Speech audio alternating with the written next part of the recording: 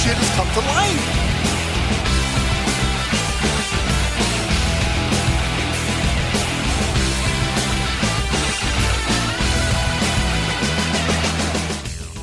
This is Blacklisted News Radio. It's the 18th day of January 2014. My name is Doug Owen, and I am the senior editor at blacklistednews.com. Your host for the next hour. You can join me online live Saturday mornings at 10 a.m. Central Standard Time, 9 a.m. Eastern at blacklistedradio.com alongside the crew hanging out there, interactively chatting. You can be part of it.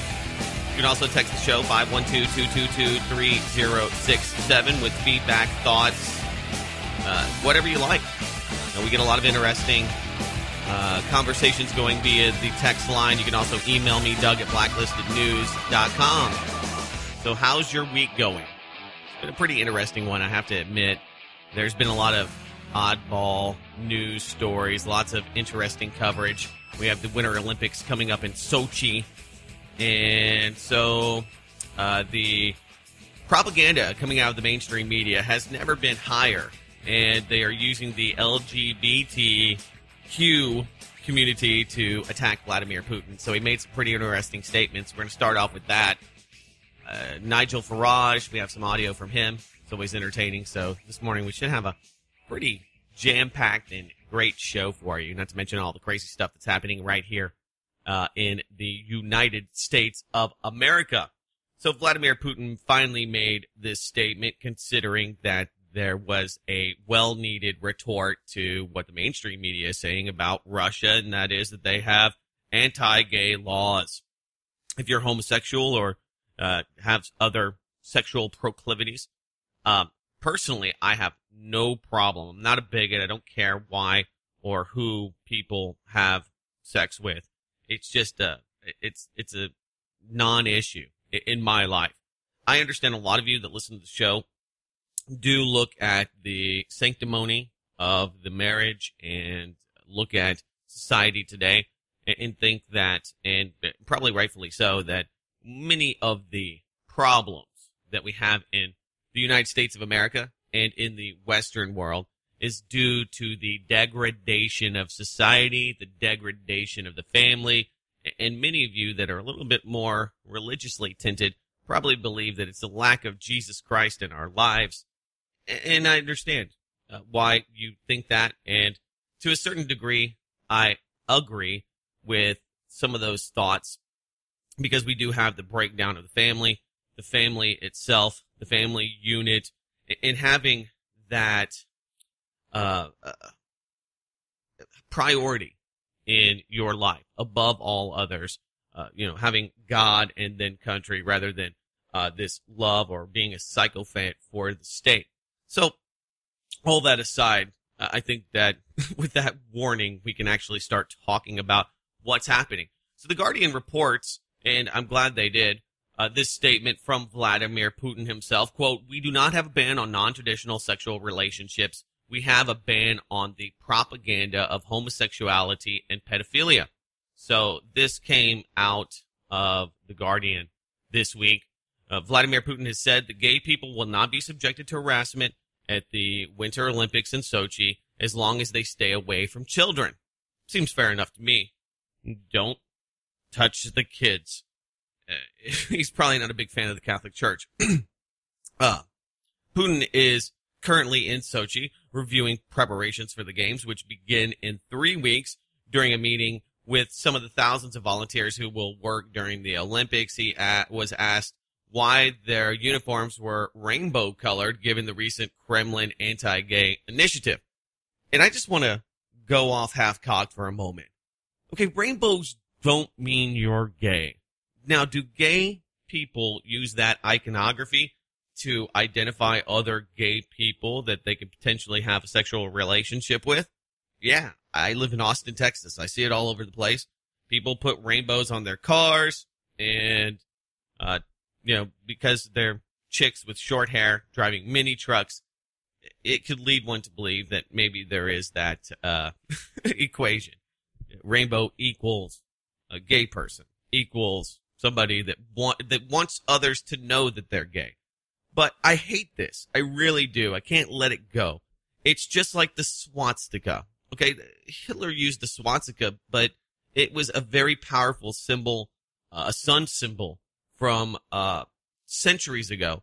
And the perversion of these symbols, these words, allowing them to be taken out of context, I think is a huge travesty. I think that we have to take the rainbow back. We have to take the swastika back. We have to take the Charlie Chaplin / Hitler mustache back. Somebody has to be brave enough to use these icons in the correct fashion or the correct manner. Okay, Rainbow Bright, that had nothing to do with being gay. A gay actually has nothing to do with being homosexual. It has to do with being happy. But we lose our ability to talk and to describe what's really happening in the world around us because these words have been stolen from us by media, primarily. The media used it, and before you know it, being gay is being homosexual. But the Fred Flintstone intro song to the cartoon reminds us that not too long ago, being gay was not a bad thing or a sexual thing. So I just want to put that out there. You know, why do you have the gay rainbows? Why do you got rainbows everywhere? Just because they're rainbows doesn't mean that you're gay necessarily. All right. Sorry about the sidebar and the little rant there, but I really have a big problem with this. And, you know, if I was to paint a swastika because I want a sun symbol, I want a powerful symbol on my house. Wow, you would see me on the evening news trying to explain that away. Back to the Guardian here. Quote, "We do not have a ban on traditional sexual relationships, nor could they. How do you ban gay people? It isn't going to happen. And beyond that, it's unenforceable." So I like what Putin says here. "We don't have a ban on sexual relationships, homosexual or non-traditional sexual relationships," said Putin in comments reported by Russian agencies. Quote, "We have a ban on propaganda of homosexuality and pedophilia. I want to underline this. Propaganda among children. These are absolutely different things. A ban on something or a ban on the propaganda of that thing." So I guess it's one thing to have, in this country, we like propaganda. You can have, I don't know, bomb-making material, or maybe a blueprint for a bomb, and that's not necessarily illegal. I say that because that doesn't mean that you won't get your house raided by the ATF or some other federal agency for having that, but it's technically not illegal. So here we allow the propaganda, we don't allow the actual item or object. Nonetheless, just a note, just something I've observed. So he says he wants to underline this point. So it has nothing to do with you being gay. If you're gay and they find out you're gay and they look through your phone, because that's what Russia does, that's what the U.S. does when you go into a foreign country, they're not going to round you up and put you into a re-education camp. Putin also added that Russia was more liberal than some other countries, claiming that certain U.S. states, homosexuality was still punished by law. He's got a point. It's illegal. It's illegal to be gay and have gay sex in Alabama. It's illegal to have, don't want to be too graphic, but it's illegal to have gay intercourse, anal intercourse. It's illegal to have oral sex in Texas, where I live. And let me tell you, if you go to downtown Austin, you're not going to find a bunch of police officers beating gay people left and right for having sex in their bedrooms. It doesn't matter what the law, it's unenforceable. And that's his point. It doesn't matter what the law says. You can say, hey, marijuana is illegal. You can't smoke that, kids. Well, apparently, people were smoking a lot of marijuana before it was legalized in Colorado because they ran out of pot. No, you didn't just find millions of people all of a sudden that just have this new affinity for smoking pot. Oh man, I love pot. Did you just start smoking pot? Yeah, just yesterday when it became legal. I was waiting my whole life for it to become legal. So, back to the Guardian here. Putin also added that Russia was more liberal, and it's true. Quote, "We are not forbidding anything, and nobody is being grabbed off the street, and there's no punishment for such kind of relations," Putin said, end quote. Quote, You can feel relaxed and calm in Russia, but leave the children alone, please. End quote. I like that. You know, you can do whatever you want, but just leave the kids alone. Don't target the kids. There was a recent story that came out this week in Kansas. I forget the name. I have it here of the city. Somewhere, Nowhereville, Kansas. And this guy's daughter takes a picture of this poster that's on one of the health science doors. And it says, how to show love. Different ways to show people love. Now think about this. Not affection, not sexual affection, but love. Among the more docile things, you had hand-holding, you had kissing, you had a bunch of different things that seemed pretty reasonable for middle schoolers to be learning about. But it went way beyond that. With anal sex, vaginal sex, oral sex. And I was listening to a local AM talk show, and one of the callers mentioned a point that I've already mentioned, and that is that isn't this illegal? How can you propagandize the children into having anal sex in Kansas? Or it was in Nebraska, I think it was. Nebraska or whatever Midwestern state. Pick one. Doesn't matter. The fact is that you've got the federal curriculum actually promoting things that are still technically illegal. And I'm not saying it should be illegal. I'm really indifferent. I don't vote on gay issues because it's not a platform that really speaks to me, because I don't really, I just think that what you do in your own bedroom is not a big deal. And the government at this point isn't rounding up gay people.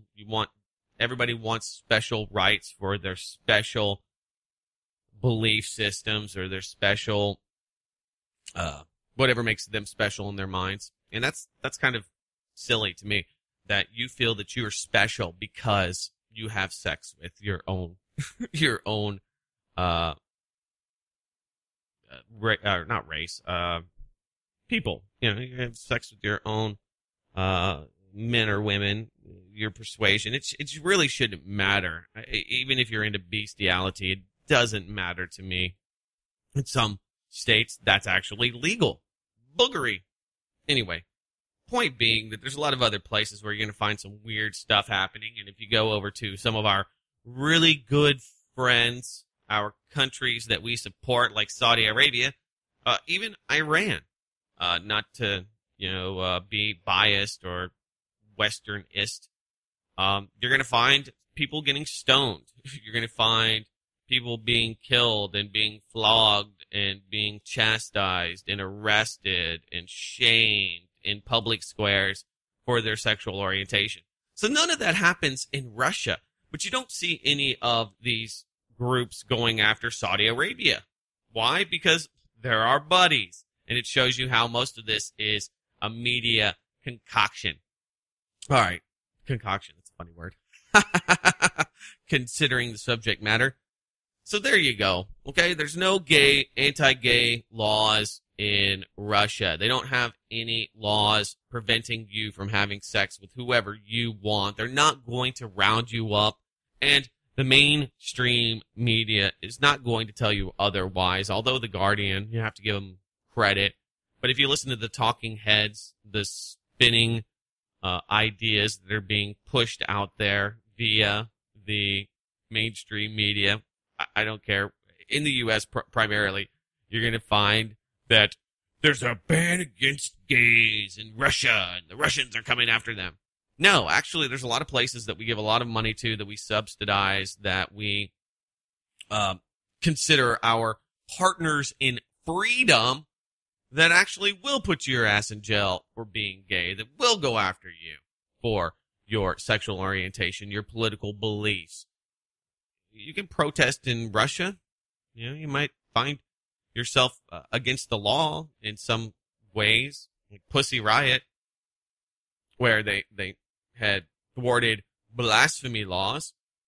But if the people of Russia don't like the laws, then they can change them. Recently, they just put together this law to protect children from pedophiles and from gay propaganda. So that is the push that the Russian people are going going towards. That's what they want. They want a more family-centric system.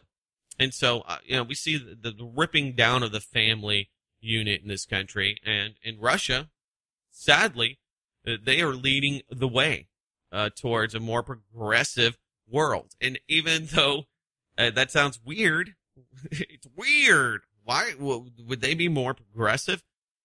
In this instance, they absolutely are. All right, so there you go. And I think it's important because there's so much of this and there's so much disinformation that has to be countered in the mainstream media. So I think it's a big talking point, sticking point for myself. Meanwhile, we have a lot of things that are happening in Russia. Mainly, we have terrorism. More explosions, more terrorism. 2 explosions hit capital of Russia's southern republic of Dagestan. Twin blasts in Makakala. I'm sure I'm destroying that, but Makhachakala, the capital of the southern republic of Dagestan. According to local police, at least 9 people were hospitalized and various injuries, medics said. Meanwhile, local police report at least 7 people. The first explosion occurred when a grenade launcher was fired at the second floor of a restaurant, said the spokesman in Dagestani police by the Itar TASS media agency. The second blast came from a parked car near the restaurant. Police said that the explosive device that detonated near the restaurant was not packed with shrapnel. Quote, an investigation team is currently operating at the scene, establishing the circumstances of the incident. Among the possible causes may be a criminal rivalry, a security source told RIA Novosti. Maybe it is. It seems pretty timely, though, that we have more and more of these terrorist attacks / bombings happening in the country of Russia and neighboring regions very close to Sochi right before the games. Puts an air of instability and fear into people, I'm sure, that are paying attention, that are going to be going to those games, attending. The response by the Russians has been pretty, I don't know, unethical. They just went and killed a bunch of guys in some cave somewhere, and they said, yeah, we've killed the terrorists. We have eliminated them. And funny enough, not that I necessarily think it's a bad way to handle business, just going to it and taking care of it, but it's really the same kind of solution that we saw after the Boston bombing, where the FBI went to Todashev, one of the friends of the alleged Boston bombers, and basically whacked this guy. So the FSB has said that they have eliminated the issue and basically went there, found whoever they thought was these extremists and whacked them. And we didn't hear. That's what I find to be wild, is that we hear all of this crap about them going after the gay people, but no one questions the ethical aspect of grabbing these people and killing them. But they did, and they basically flaunted it on RT.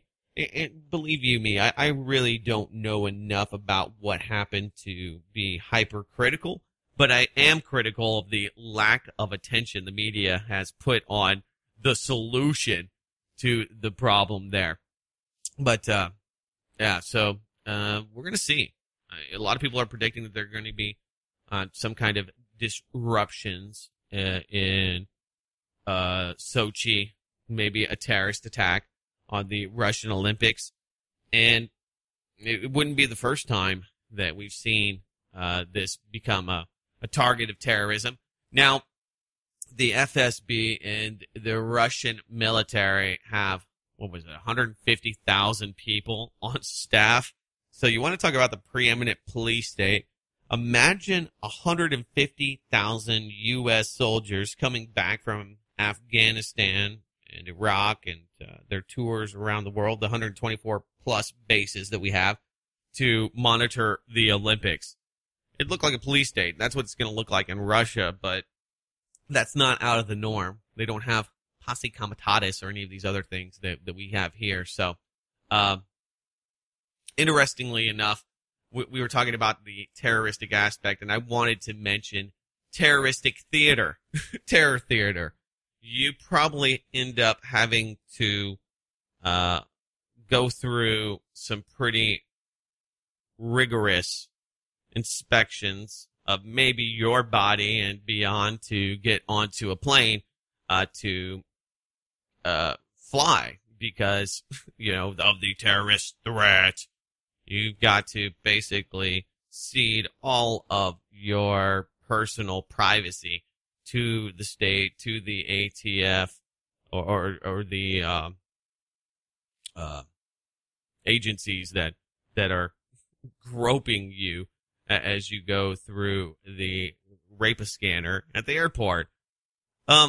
So this is kind of shocking. Edmonton Airport tried to give teenager his pipe bomb back after he went through security report. So he went through the security checkpoint there, and this came out of the National Post. Teenager who was allowed to fly after trying to get a pipe bomb through airport security refused when the screeners tried to give him back the device, the Edmonton Journal reports. So I know you're scratching your heads if you haven't heard this story yet. You're wondering, what? This guy had a pipe bomb? Apparently, a source tells the Journal there is a video of security officials at Edmonton International Airport flagging the device, describing it as a 6-inch steel pipe bomb containing gunpowder with 4.5 feet of fuse from either end. Okay, so let's just think about this for a moment.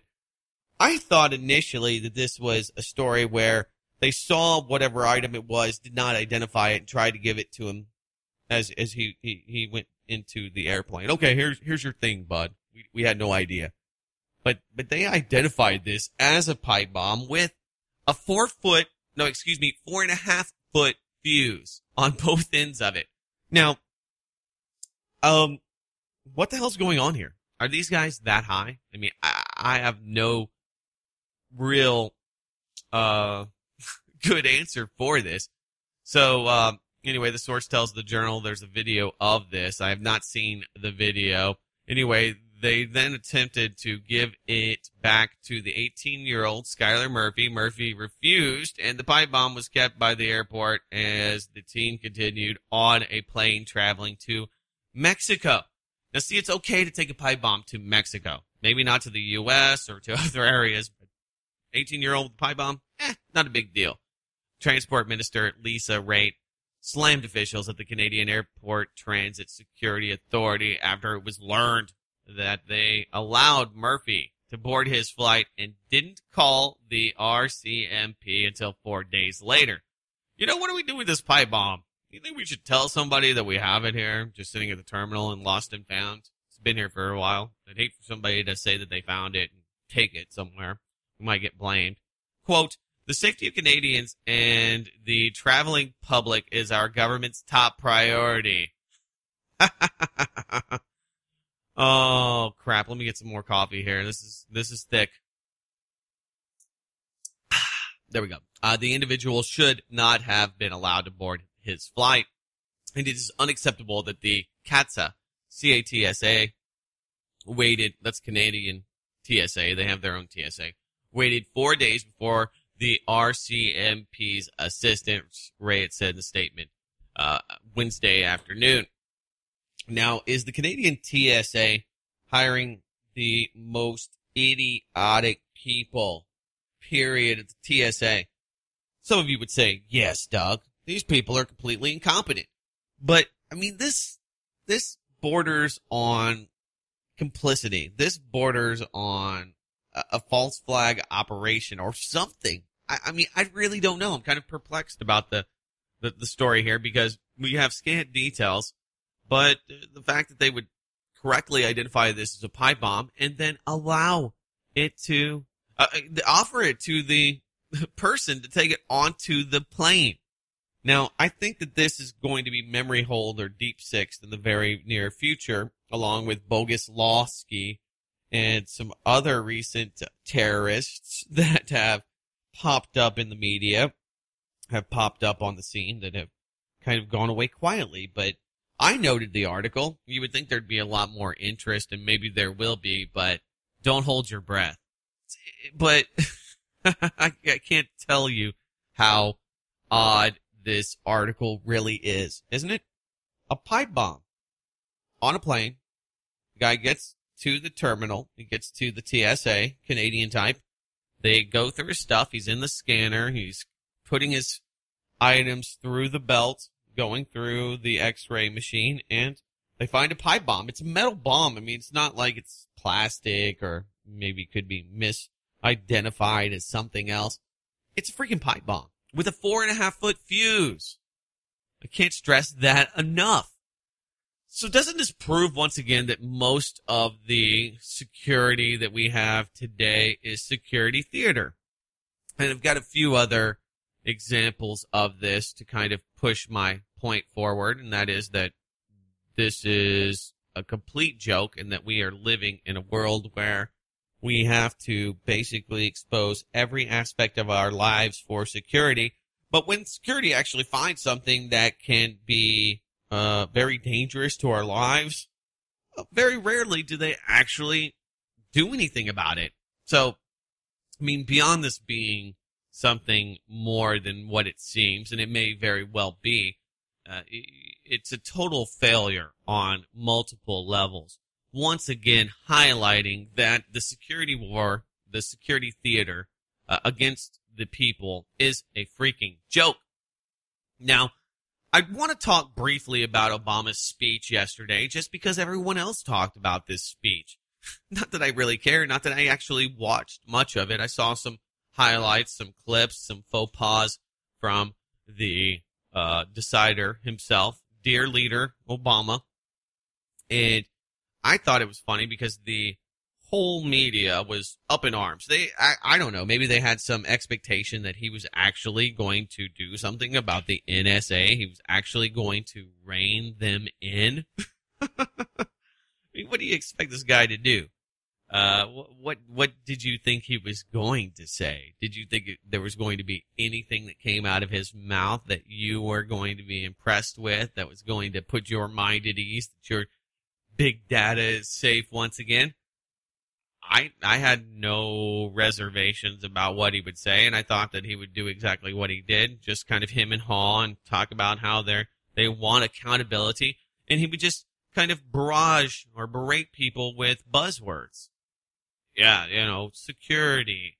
What was one? He said 9/11. There's a good one. 9/11 is the best buzzword when you're talking about terror out there. It's the one thing to keep reminding people of terror, terror, terror. He said 9/11 11 times. So some speechwriter probably got a kick out of that. And all of the words that he did say, I think it's notable, and you should listen to it because the messaging is very important, and they spend a lot of time going through and getting every last word the exact way they want it delivered to the American people, so that they understand what the regime is trying to do. So this is an important message, but it falls on deaf ears when it comes to me. Now, you may have listened to it, and I think a lot of people have, but I was pretty unimpressed with what he said, and I didn't think there was a lot of highlights or notable moments. Usually, Obama, ends up giving you a little truth in the soup of lies. And yesterday, I think that was no different, but the overarching idea that there's going to be accountability, that there's going to be something done, is just silly. Now, a lot of people blame Obama and all of the executive orders that he has pushed, and even George W. Bush. But it's actually an executive order under the Reagan administration. TechCrunch TechDirt, brought this to my attention 2 weeks ago. Executive order, I think it's 11333. Double check that. I don't have my notes in front of me. but the executive order basically allows FISA courts to create a warrant as long as everyone in the chain of command, including superiors, understand what is being collected. So as long as there's a consensus that something needs to be collected, it is.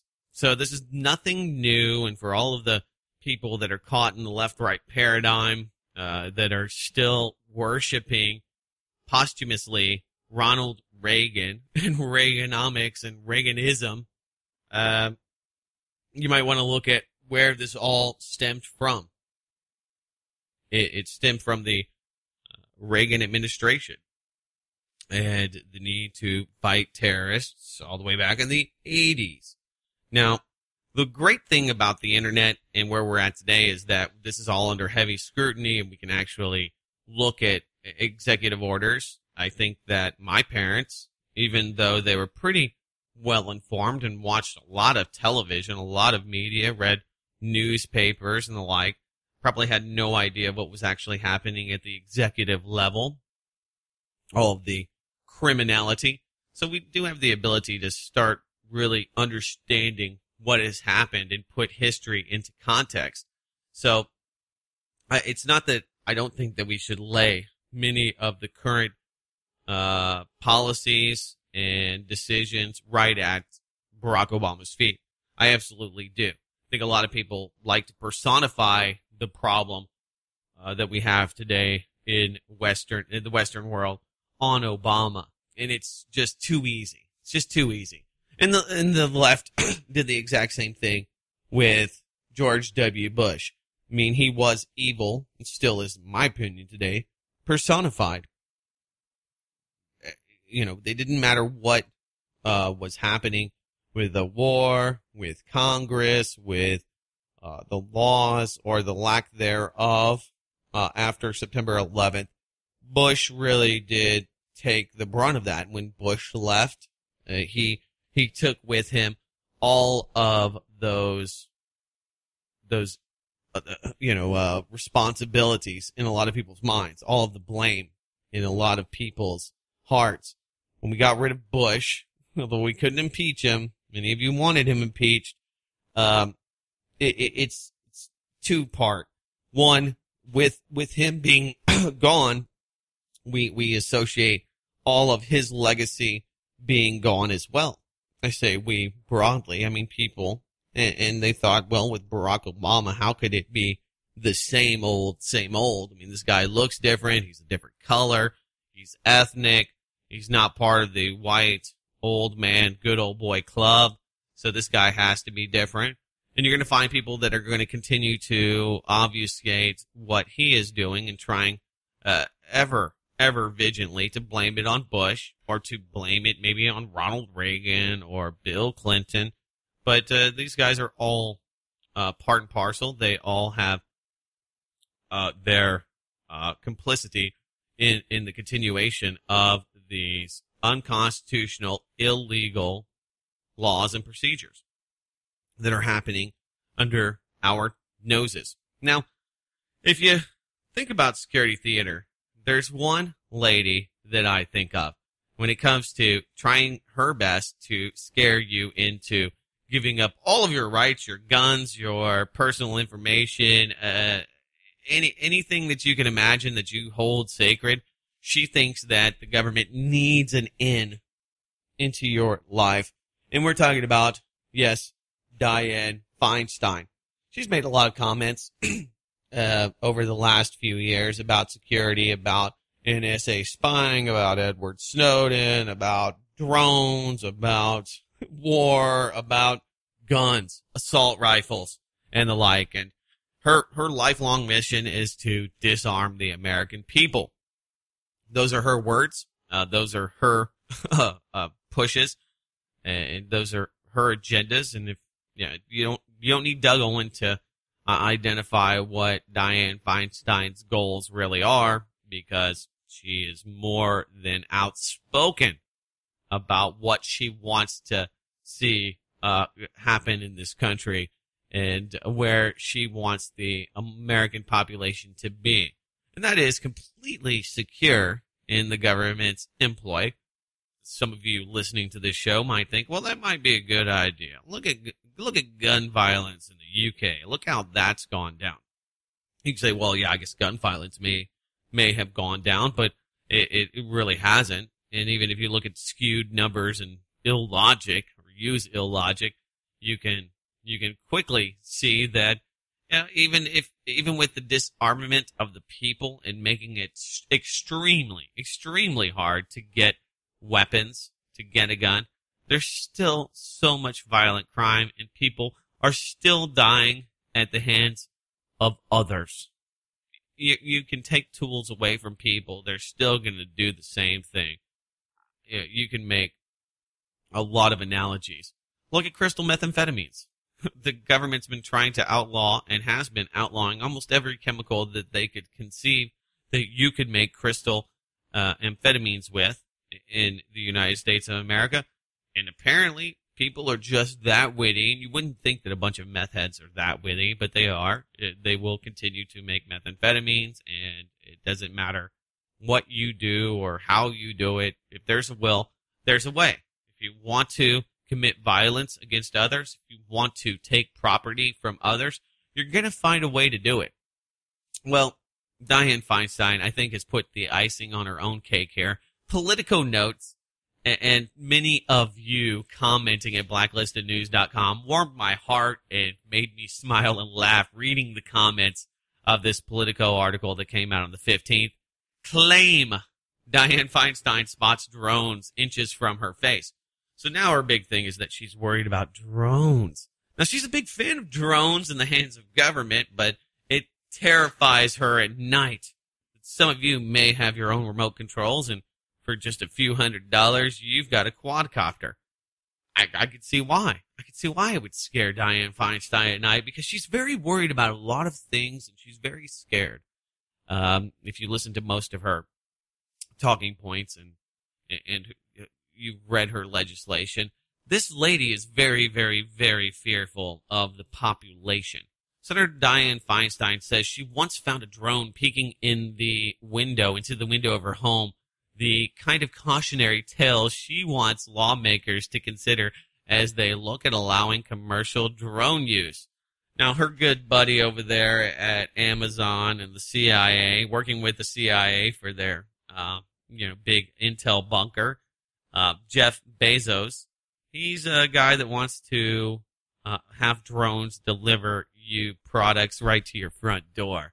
And the media really hyped this up, and it was a big story for a couple of days about, ooh, we're going to have drones dropping off stuff at our houses, commercial drone use is going to be up, and we're living in the world of the future.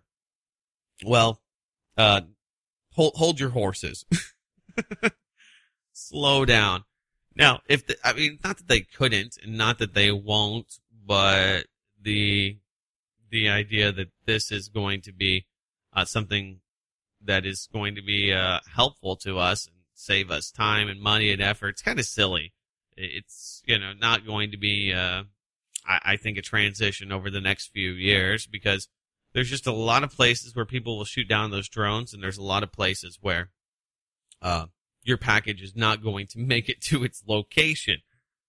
So the practicality of drone usage in shipping products, I mean, sure. I mean, the planes, the jets, all of that bring us our products. Yeah, you can automate all of those, and many of which in Germany and a few other countries in the EU are already drone operated. They're already remotely assisted or autonomous. But anyway, I mean, it just goes on. So she's lying here. It's an obvious lie. There's drones in her window, and she needs a law to protect her, and of course you. I mean, how many people out there? I've seen a few drones in real life. Saw one at South by Southwest that was filming. If you go to concerts or to a protest, you may see drones in the air filming, but not quite where they're dropping bombs on the American people. Though, if you live in the Middle East, you may have seen some with a different payload. So the California Democrat has now offered a few details about this incident, this lie, okay? I'm going to call her a liar right from the jump. This is not real. I don't think it happened. And it just shows that she'll say anything to get her way, to get her attention. California Democrat offered few details about the incident because there were few details. When speaking about it this afternoon during a Senate Commerce Committee hearing on drone policy where she appeared as a special witness. So she goes on to be this witness, this special witness for the group here in the committee. And it's just laughable. Feinstein said she encountered the flying robot while a demonstration was taking place outside her house. She said she went to the window to peek out, and there was a drone right there in her window looking at me. Quote, there was a drone right there at the window looking at me. And you can listen to the audio of this, but it's a complete fabrication. It's a lie. She's got so much skin in the game, and I can't believe that people still buy this. And I'm glad that she's spitting this stupid shit all over the place and lying to people, because hopefully people will start seeing through some of these lies. And like, man, this lady is crazy as F. She is an idiot, and she's a crony.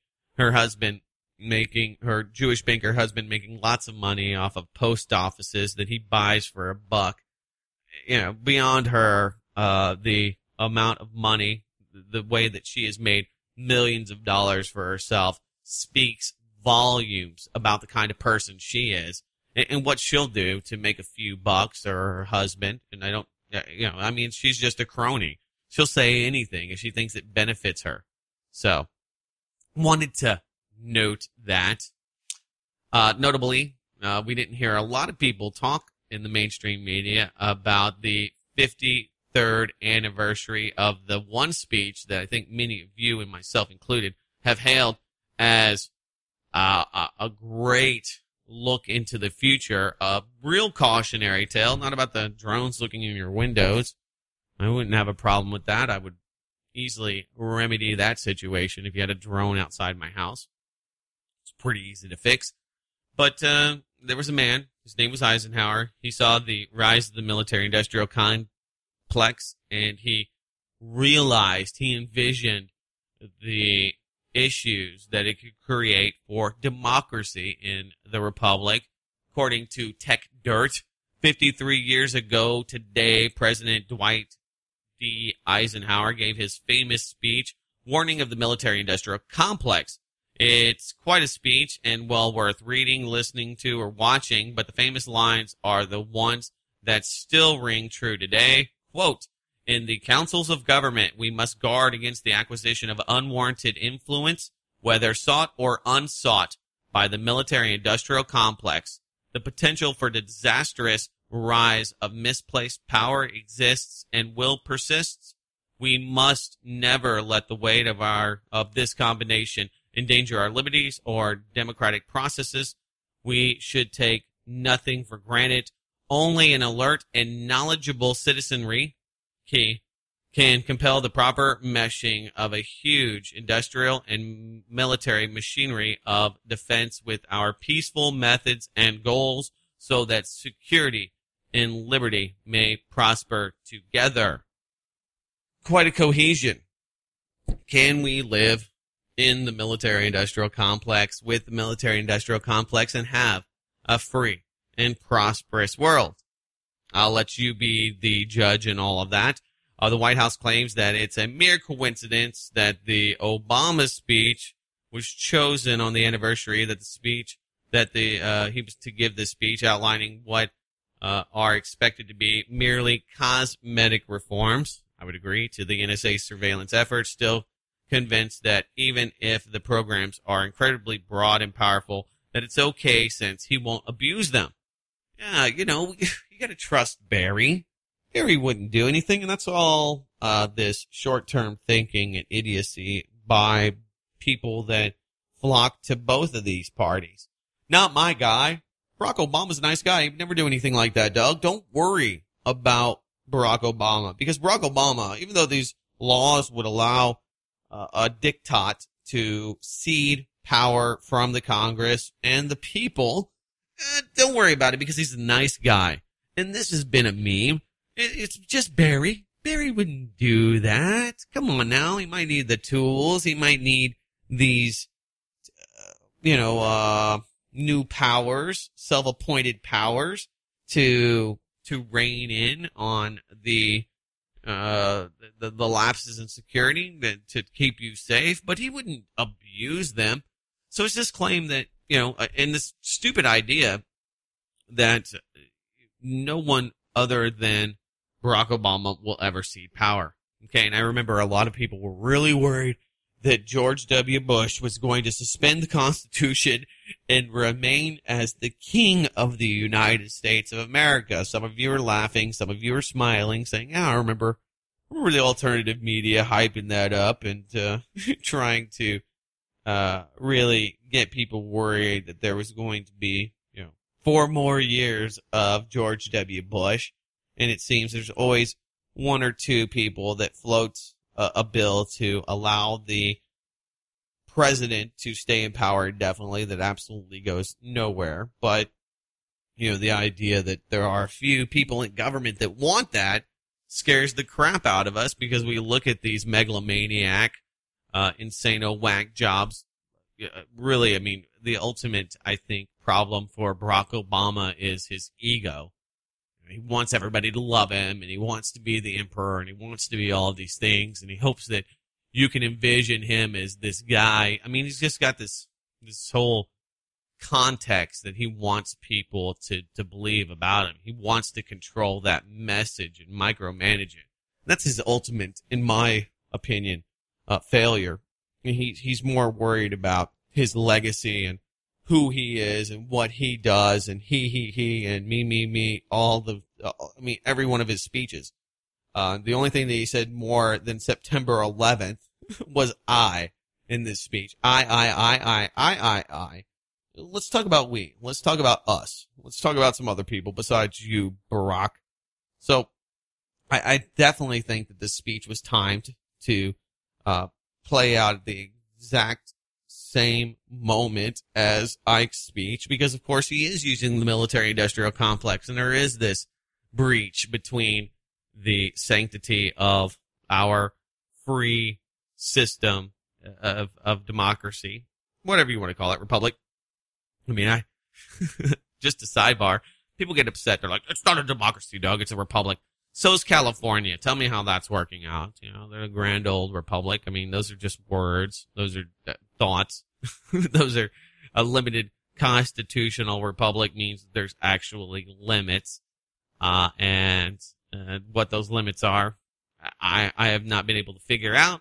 The Constitution in all of its glory and quite literally probably one of the best texts since the Magna Carta has not been able to rein in these politicians or to hold them to account. Sometimes it does, but very rarely. And if you go back through our hundreds of years of history here in this country, even preceding the Constitution and the Bill of Rights, it's always been a big power struggle. It's usually been the popular opinion that has swayed the day. Anyway, yeah, so, and whoever replaces Barack Obama will have all of these powers. And that's the most important thing for all of you Democrats, you libertards, to understand. You might say, well, don't blame Obama because, he's not that bad of a guy. Okay, let's just pretend for a moment he's a really genuine and good person. Maybe he is. We don't have heartfelt talks at night. We don't, I don't know him that well. Maybe he's the best person in the world. I'll pretend for a moment that I believe that, just for argument's sake. He's not going to be in power forever. Okay, he's not going to be your permanent dictator, though some of you might like that. It's just not going to happen. It's not going to be that guy. He's going to one day be out of there.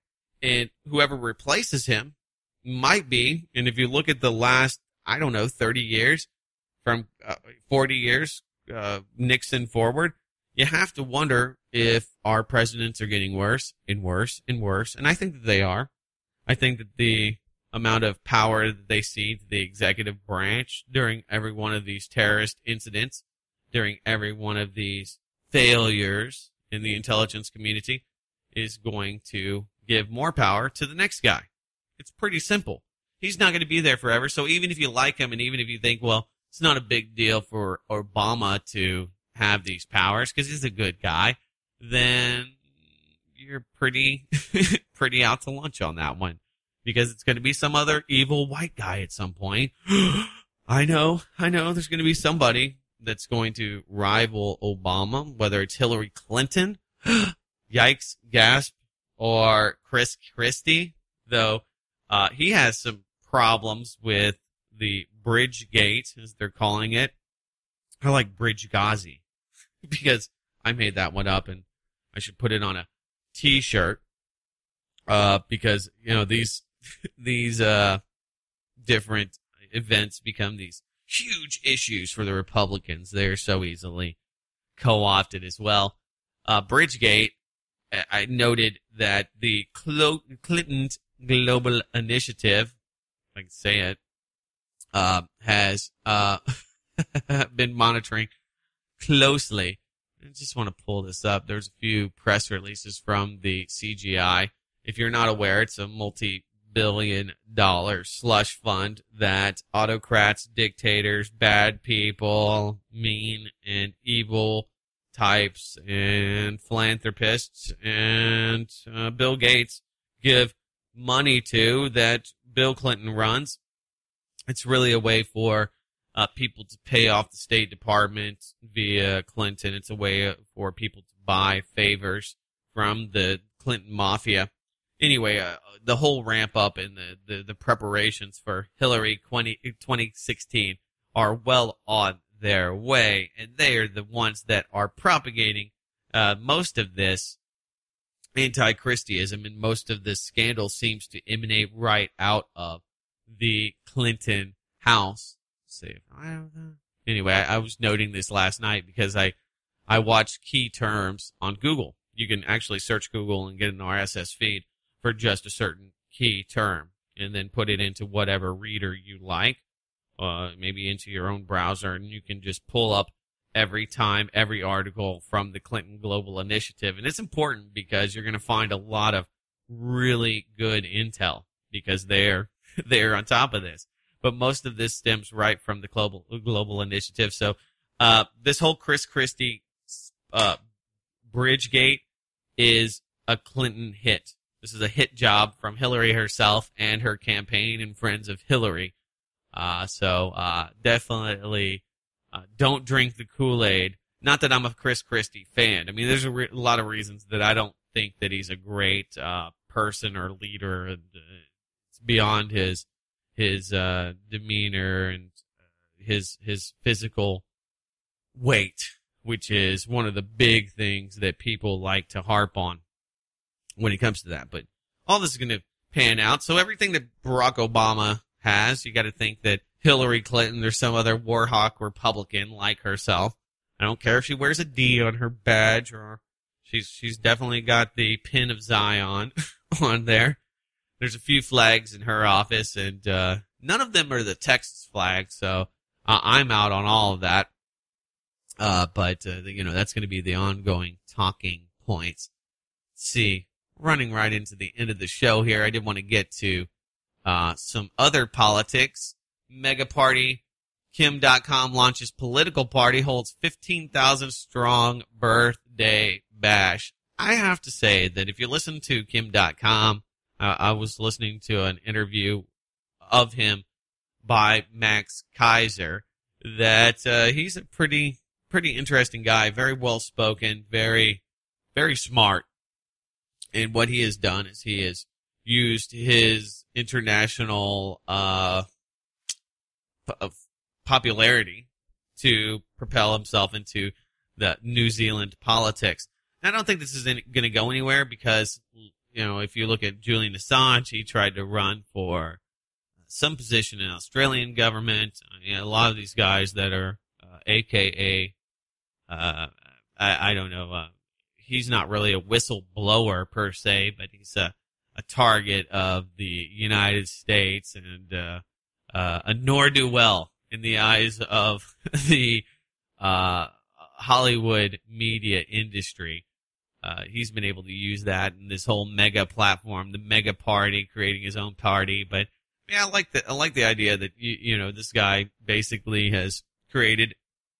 He's kind of using the Koch brothers model. He's created a political party for himself based on the fact that he is a gazillionaire and he's made a lot of money. And in New Zealand, which seems like a really good place to live because you can basically become a very, very rich person with very little oversight, and you can just start your own political party. I mean, I kind of like that. That's pretty cool.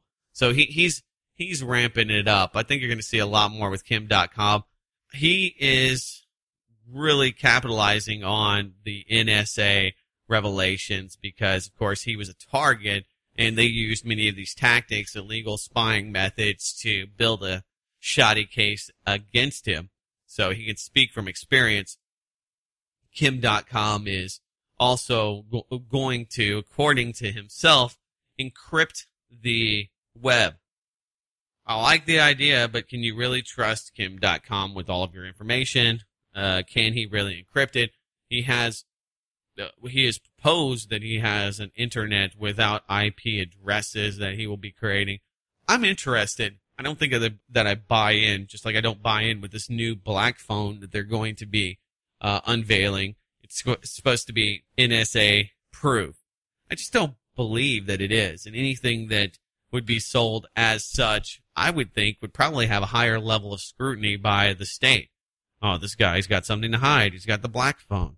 Yeah, I think that would actually probably make you a higher target or a more visible target than, just kind of blending into the digital camouflage of the Ethernet. There's just so much information. Yeah, they can hover it all up or hoover it, wink, wink, all up, but, how much of that's even relevant? You could spy on, any one of you listening's computer habits or website visits all day long, and you're not going to be able to really figure out a lot. Some things, but you're not going to get a whole lot of information about, or active information, tangible, actionable information on terrorists or anyone else.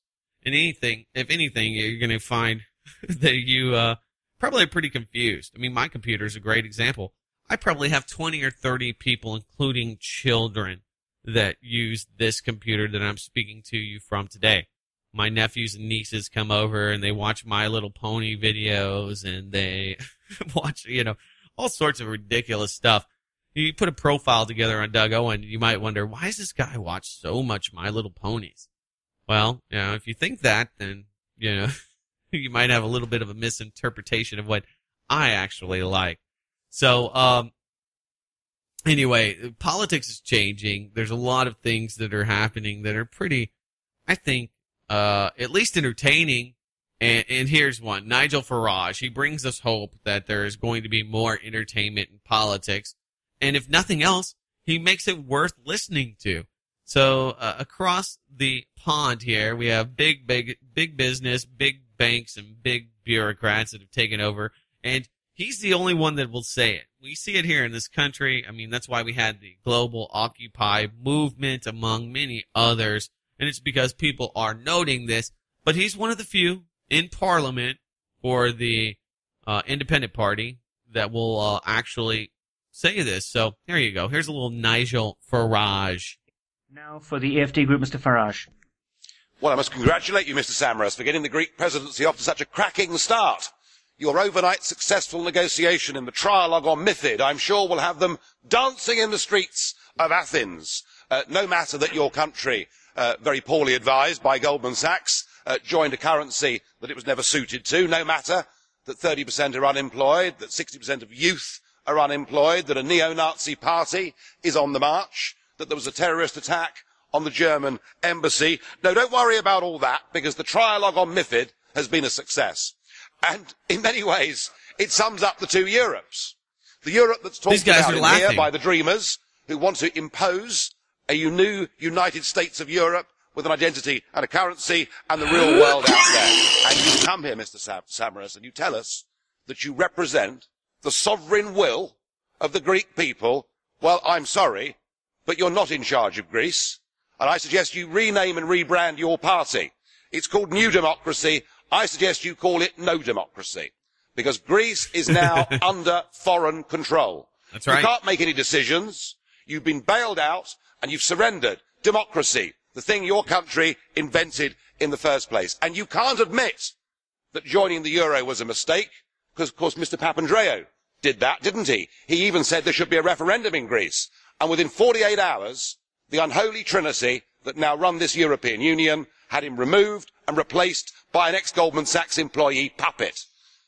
We are run now by big business, big banks, and in the shape of Mr. Barroso, big bureaucrats. Yep. So people in Europe are noticing this change, and that is that their elected leaders are being replaced with technocrats from Brussels, ex-Goldman Sachs alum, and others. So, I mean, the fact that they don't have people in the streets every day just burning that sucker down. And it is sad. Nigel notes this is where democracy originated. This whole idea of having representation and the will of the people to be fulfilled through representatives, representative government. That whole system came out of Greece, and now we're seeing this somewhat apropos transition into a totalitarian state via the banking and debt serfdom system that is being used against those people, which is appalling. And, well, I'm glad that Nigel will tell the American people he's not going to get on the nightly news. And if you look across the country, Italy, Spain, France, all of these people, Greece, namely, are the population is seeing this huge plan to basically strip all of their systems of social safety nets away from them and into the pockets of Goldman Sachs, amongst a few other big banking institutions that have completely taken control of Europe.